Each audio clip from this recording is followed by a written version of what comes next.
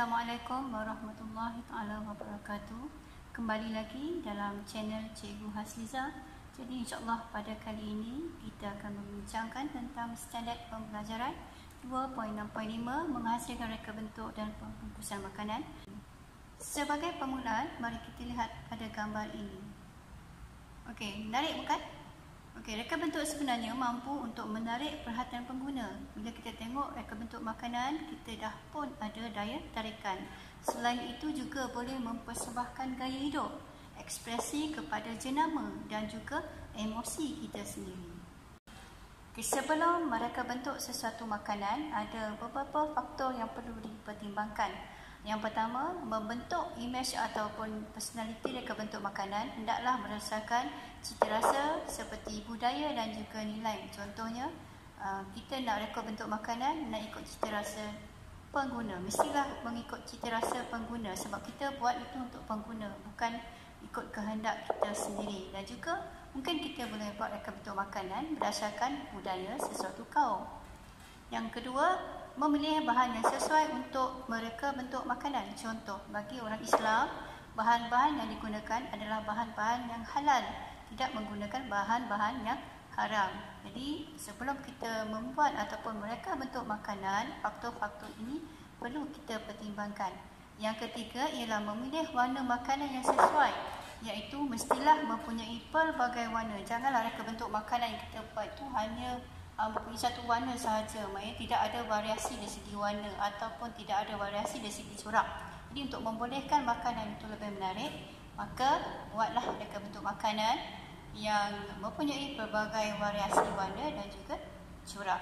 Kemudian keempat, memilih reka bentuk yang tidak melanggar tata susila agama dan juga kaum. Yang kelima, memilih saiz yang sesuai untuk memberi pilihan kepada pengguna. Apabila kita menghasilkan reka bentuk makanan, kita hendaklah menghasilkan reka bentuk makanan yang bersesuaian dengan saiz pengguna. Contohnya untuk anak-anak, dia punya portion ataupun saiznya mestilah yang bersesuaian. Janganlah kita hasilkan reka bentuk makanan yang mempunyai satu saiz sahaja. Jadi kita tidak memberikan pilihan yang bersesuaian kepada pengguna. Kemudian yang keenam, menggunakan peralatan yang sesuai dengan reka bentuk makanan dihasilkan. Contoh kita buat reka bentuk makanan berbentuk cupcake dan sebagainya. Jadi menggunakan peralatan yang sesuai. Kemudian yang ketujuh ialah memilih bekas yang sesuai. Contoh makanan yang dihidang dalam bekas ataupun pinggan ataupun mangkuk. Contoh kalau untuk nasi kita hidangkan dalam pinggan yang bersesuaian. Janganlah buat nasi letak dalam mangkuk, kan tak sesuai kan.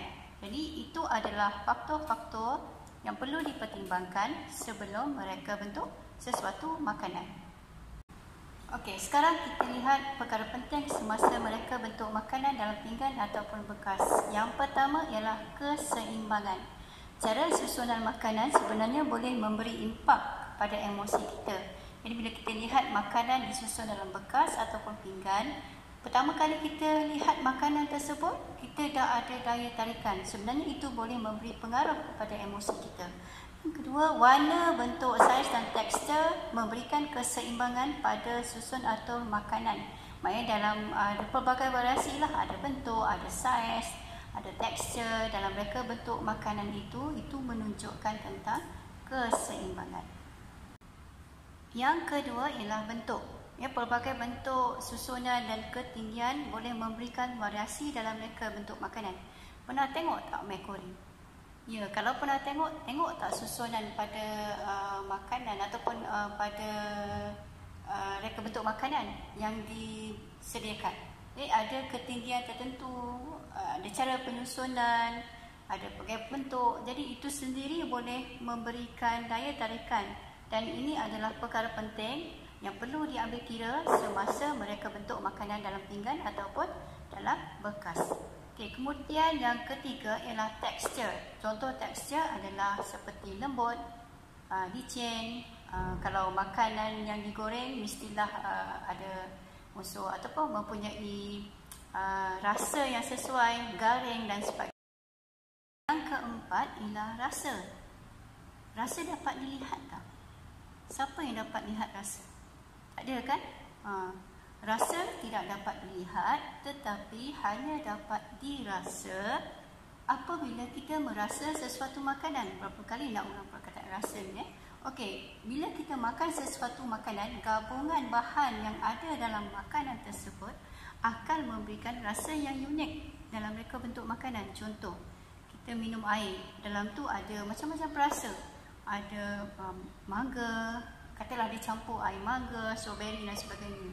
Kita tak nampak rasa tersebut, tapi setelah kita minum minuman tersebut, barulah kita tahu adanya rasa itu. Okey, sekarang kita lihat kepada reka bentuk pembungkusan makanan. Agak-agak kenapa makanan itu perlu dibungkus? Antara dua makanan, satu yang dibungkus, satu lagi yang tidak dibungkus. Mana satu yang lebih kita inginkan? Okey, sebenarnya pembungkusan makanan ini adalah cara untuk memelihara kualiti makanan dan juga mengelakkan pembaziran. Cara kita nak memelihara kualiti makanan, contoh kita bawa bekal makanan yang panas. Jadi kita bungkus dalam bekas yang bersesuaian untuk memelihara kualiti, nak kekalkan makanan itu dalam keadaan yang sentiasa panas. Okey, ada beberapa faktor yang perlu diambil kira dalam proses mereka bentuk makanan. Kita lihat faktor-faktor ini. Yang pertama ialah menentukan pasaran dan juga menentukan sasaran pasaran dan demografi. Contohnya kalau di bandar-bandar yang sibuk, orang semua bekerja, ramai yang memilih untuk membeli makanan yang telah siap dibungkus. Berbanding di kampung-kampung, mungkin situasi ini tak sesibuk di bandar, mungkin mereka hanya makan di kedai saja. Tapi bagi di bandar-bandar besar yang ramai bekerja, pembungkusan makanan ini adalah faktor yang penting yang perlu diambil kira semasa kita mereka bentuk pembungkus makanan. Yang kedua, membentuk personality produk mestilah berdasarkan cita rasa pengguna seperti nilai praktikal yang mempunyai nilai unsur elegan dan juga canggih.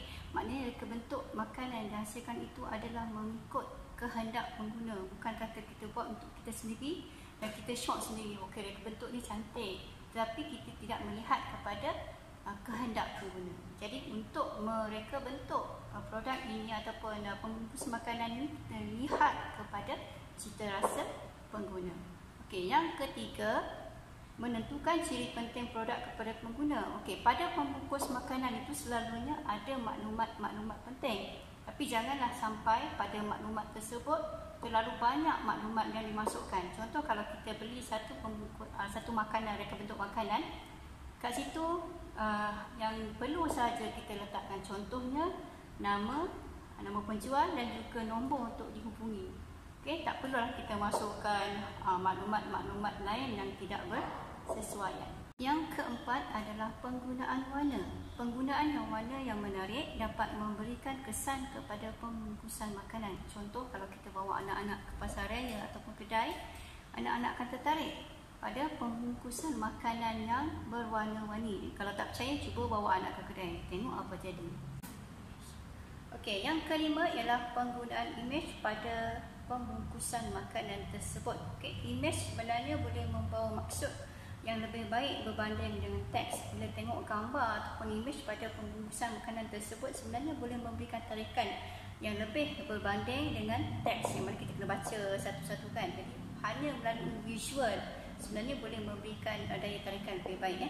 Kemudian yang keenam ialah pemilihan bahan yang kita gunakan untuk pembungkusan makanan hendaklah mesra alam sekitar. Dan sekarang ni kalau kita tahu, kita dah tak guna bekas polistiren sebab dia bahan yang tidak mesra alam sekitar. Jadi bila mereka bentuk pembungkus makanan, kita pilihlah bahan-bahan yang bersesuaian yang boleh menjaga alam sekitar kita. Okay, sekian sahaja perkongsian daripada saya untuk kali ini. Diharapkan kepada semua viewers dan subscriber anda terus setia bersama dengan channel Cikgu Hasliza bagi membolehkan anda mendapat video-video yang terkini. Sehingga kita jumpa lagi. Assalamualaikum.